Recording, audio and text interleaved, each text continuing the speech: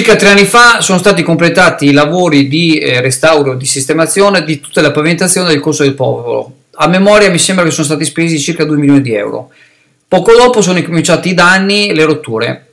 Qualche settimana fa la nuova amministrazione ha iniziato a fare i lavori di recupero in alcune parti del Corso del Popolo e quindi la sistemazione. E questa mattina eravamo in Corso del Popolo e alcuni cittadini ci hanno segnalato che i pezzi sistemati qualche settimana fa sono di nuovo rotti. Praticamente questo è sotto gli occhi di tutti e niente, ve la segnaliamo, speriamo che qualcuno provveda. Certo che se continuano a passarci i mezzi pesanti sarà un po' difficile che questa cosa non continui all'infinito.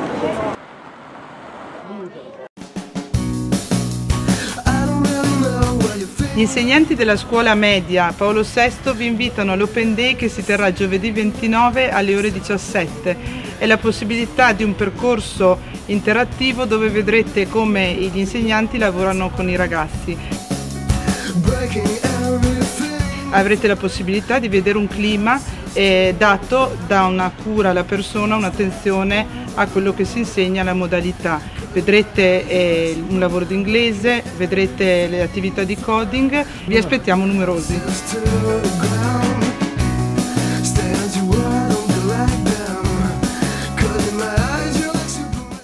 Nessuna visita è stata rimandata o posticipata e nessun utente, né oncologico né sofferente di altra patologia, ha visto modificato il proprio percorso di cura. Lo ribadisce la ULSS 3 Serenissima rispetto alle ricostruzioni pubblicate ieri in un articolo del Corriere del Veneto. L'ULSS annuncia che perseguirà ogni via legale a tutela del proprio operato. La vicenda riguarda l'attuale distretto di Dolo Mirano, dove era stato contestato il sistema di gestione delle liste di attesa utilizzato in passato, prima del riassetto delle unità sanitarie locali. A tutti è stata garantita la prestazione nel tempo più breve possibile e a partire dalla priorità indicata dal medico curante, afferma il direttore sanitario Onofrio Lamanna. Anche nei casi in cui le successive verifiche evidenziavano prescrizioni inappropriate, non veniva in alcun modo toccato il percorso dell'utente, che usufruiva della prestazione richiesta secondo l'appuntamento già fissato. È quindi falso, secondo la ULSS, che siano state rimandate prestazioni addirittura a pazienti del reparto oncologico, che beneficiano di visite e servizi anticipati, né sono state ammorbidite o rinviate le urgenze, garantite senza passare dal centro unico di prenotazione. La nota della ULSS definisce inqualificabile il collegamento operato negli articoli in questione fra il percorso di cura e i decessi avvenuti e che tale collegamento sia stato pensato a partire da una lacunosa ricostruzione dell'effettiva presa in carico.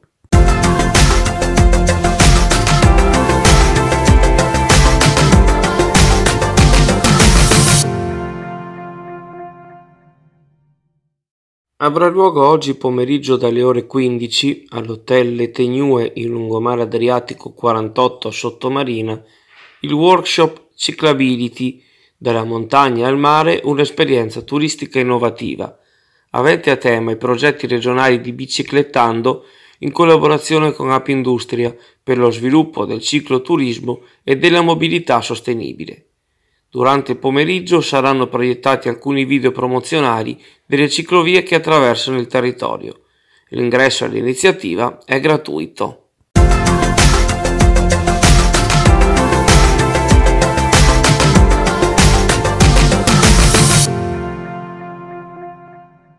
Teatro al femminile giovedì sera al Don Bosco per il secondo appuntamento con la rassegna Acqua Alta, organizzata dal circuito regionale Arte Ven.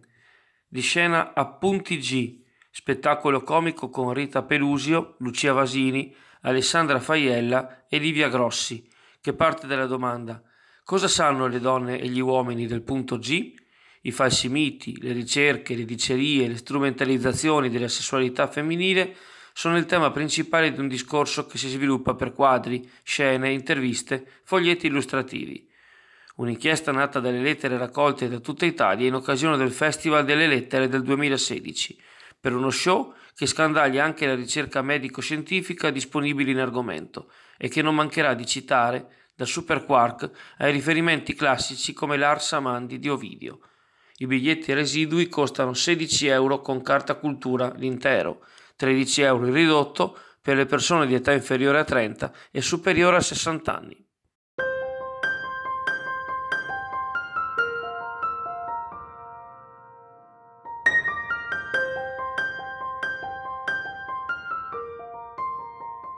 Buongiorno a tutti amici di Network Azzurra e Meteo Brollo. Oggi ci troviamo in centro storico a Chioggia e vi ricordo che i piccoli negozi sono una grande risorsa per la città, non dimentichiamocelo mai.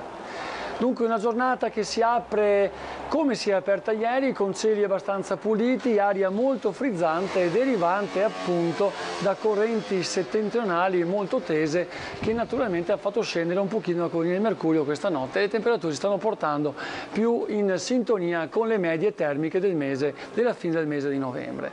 Questa situazione si propagherà per buona parte della giornata e anche domani troveremo le stesse condizioni. Però una piccola anticipazione su quello che potrebbe essere l'apertura, la genesi del mese di dicembre, che sarà e avverrà sotto una campana anticiclonica dovuta al fatto che masse di aria calda spinte dal Nord Africa tenderanno a creare una cupola anticiclonica appunto sull'intero paese, dando luogo quindi a una mitezza ancora esasperata, diciamo, per il periodo. Questo non vuol dire che farà caldissimo, non vuol dire che avremo cieli tersi, che non dovremo indossare abiti pesanti, ma vuol dire però che non saremo dentro le termiche del periodo. Quindi probabilmente dal 2 fino al 7 di dicembre, questa sembra la previsione, una campana anticiclonica piuttosto possente si impadronirà del nostro territorio e garantirà, laddove non avremo la presenza di nebbie persistente nei bassi strati, cieli tersi e temperature fuori norma ancora una volta. Quindi l'inverno sembra partire con il piede sbagliato, ma tant'è, staremo a vedere quello che succederà. Tornando a oggi, una splendida giornata comunque di sole frizzante che mitigherà appunto il mercato del giovedì. Ciao a tutti!